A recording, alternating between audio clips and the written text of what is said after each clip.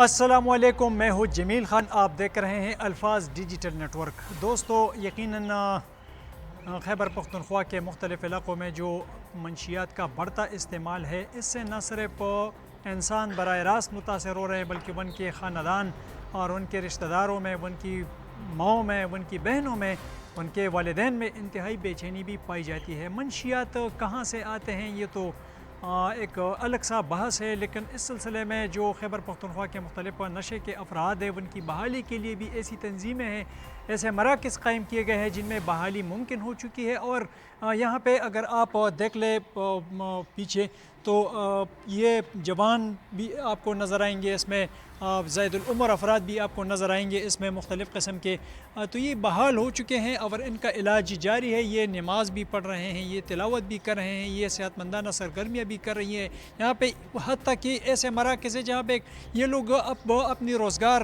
جاری رکھنے یا اس کو شروع کرنے کی بھی خواہش رکھتے ہیں، جن میں ایسے افراد بھی ہیں جو کبوتر پالتے ہیں۔ یہاں پہ اس وقت میں موجود لائف ویز ریہیب سینٹر ہے، بس میں اس کے متاثرہ افراد سے بھی بات کریں گے۔ بتائیے گا کہ کس طرح آپ نے نشہ شروع کیا، کہاں سے شروع کیا، یہ عادت آپ نے اپنی اس سے سوچ میں شروع کیا، کسی نے آپ کو ورغلایا، بہلایا، پھسلایا، اس طرف مائل کیا، تو کیا صورتحال رہی اور کس طرح پھر آپ کی یہاں پہ بحالی ہوئی، تو کیا کہیں گے؟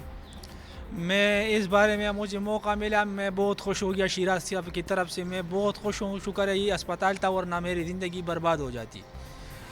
میں نشے پہ جب لگ گیا تو نشے پہ زیادہ تر مجھے لوگوں نے ورغلایا اور خود بھی میں اس میں پھنسا ہوا ہوں، لیکن لوگوں نے ورغلایا اور نشے میں لوگوں نے پھنسایا مجھے۔ اچھا، کس طرح پھنسایا؟ پہلے کس طرح نسوار ڈالا، چرس پیا، کیا طریقہ کار؟ پہلے انہوں نے آئس پلائی مجھے، وہ آئس کا نشی عادی تھے، آئس پلائی۔ جب آئس میں نے پیے، گھر والوں نے کہا تو نے کچھ کیا ہے، وہ جانتے تھے کہ کچھ کر رہا ہے، یہ کچھ کوئی چیز کو منہ یہ لگا رہے ہے۔ میں جھوٹ بولتا تھا، اپنے والدین کے ساتھ میں جھوٹ بولتا تھا، سب کے ساتھ میں جھوٹ بولتا تھا۔ آخر کار میں ادھر تک آ گیا ہوں کہ ان کے ساتھ تو لڑائی جھگڑے گروان تک میں نے بڑے بھائیوں کا پکڑا ہے اور بہت بدتمیزی کے ساتھ پیش آیا ہوں ان کے ساتھ۔ انہوں نے وہ ججمنٹ کی ہے کس کے ساتھ اٹھتا ہے، کس کے ساتھ بیٹھتا ہے، انہوں نے معلومات حاصل کی ہے۔ وہ میری سی عمر میں بھی کم تھے جنہوں نے مجھے پلایا۔ اچھا، یہ بتائیے گا کہ جو نشہ ہوتا ہے یہ انسان کی زندگی کتنی کمی پہ لاتی ہے؟ فار ایگزامپل ایک عام عمر ایک انسان کی 80 سال ہو، منشیات شروع کرتے تو کتنا زندگی وہ کٹتا ہے؟ زندگی اس کی ختم ہو جاتی ہے، بالکل میرے نالج میں اس کی زندگی ختم ہو جاتی ہے، کسی بھی ٹائم اس کو موت آ جاتی ہے نشے کی وجہ سے۔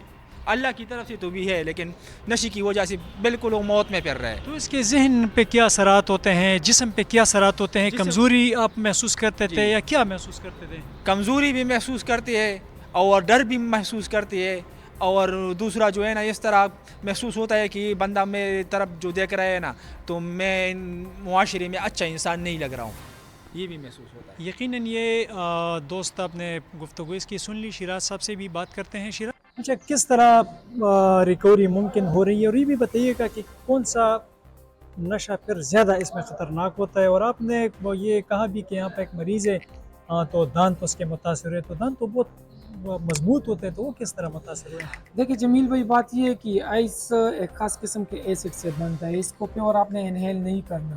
نئے لوگوں کو تو یہ اتنی انفارمیشن نہیں ہوتی، وہ ڈائریکٹ ٹیسٹ کر لیتے ہیں۔ میں اس بچے کی بات کر رہا تھا، یہ ہمارے شب قدر بازار میں بیک وغیرہ مانگتا تھا، ڈیلی اس کو 10,000 روپیہ لوگوں سے اکٹھا کر کے ایک بندہ تھا، وہ اس کو 100-200 کی آئس دیتا تھا۔ اس کے دانت آپ چیک کر سکتے، تو یہ سارے آئس کی وجہ سے خراب ہو چکے ہیں۔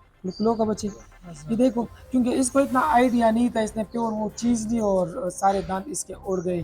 اگر ایک بندہ پیور آئس کا پف لگائے تو میں کہتا ہوں کہ سائنٹیفک بیس پر اس کو زندہ رہنا مشکل ہے۔ اچھا، یہ بتائیے گا کہ عمومی طور پر وہ کتنا دورانیہ ہونا چاہیے علاج کا کہ وہ بندہ ریکور ہو سکے؟ نشے کے علاج کا کم از کم دورانیہ 3 منتھ سے اور زیادہ سے زیادہ 6 منتھ سے۔